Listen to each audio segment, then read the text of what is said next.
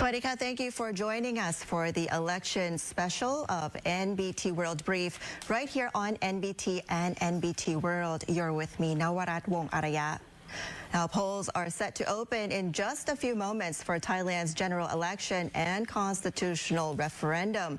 The Election Commission chairman has urged polling officials to perform their duties with care, honesty, and to provide full support for voters.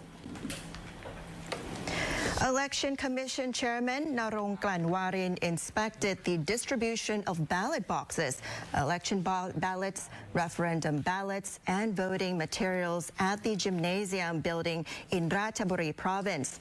He instructed officials at all levels to perform their duties diligently, honestly, and in strict compliance with the law. He stressed the importance of carefully checking the number of ballots and election materials to ensure completeness before they are delivered to polling stations in order to prevent errors. The EC chairman also emphasized readiness at polling stations, including adequate lighting and proper facilities. Special attention was urged for assisting elderly voters and people with disabilities. He also said that these measures are essential to ensure that voting and the referendum today proceed smoothly, orderly, and with public confidence.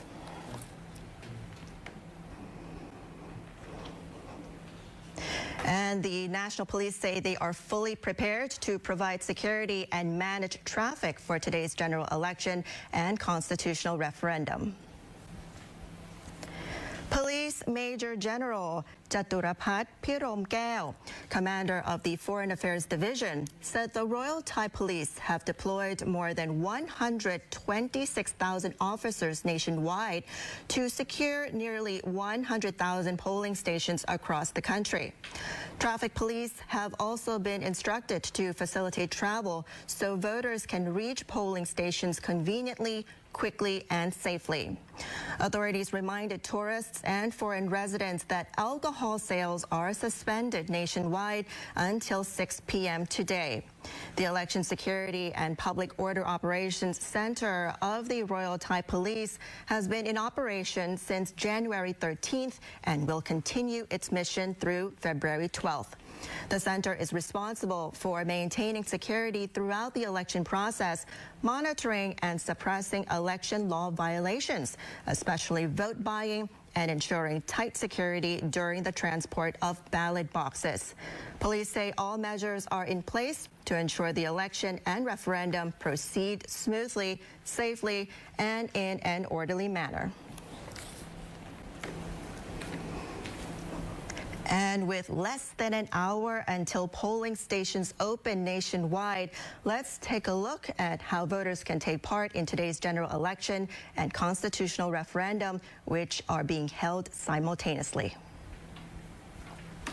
The first step for voters is checking their names on the list of eligible voters for both the general election and the constitutional referendum, which can be done at the polling station or online for greater convenience.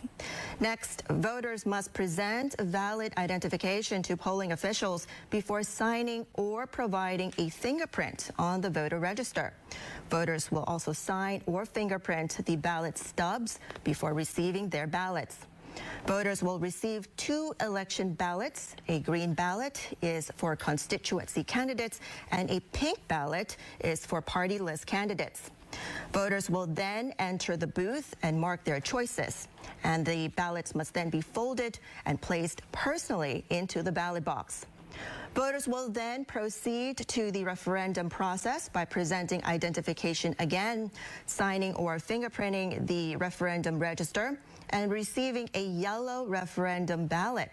After marking the ballot in the booth, voters fold it and place it into the referendum box themselves. Accepted identification includes a national ID card or a government-issued photo ID showing the holder's personal identification number, such as a civil service card, driver's license, or a valid passport.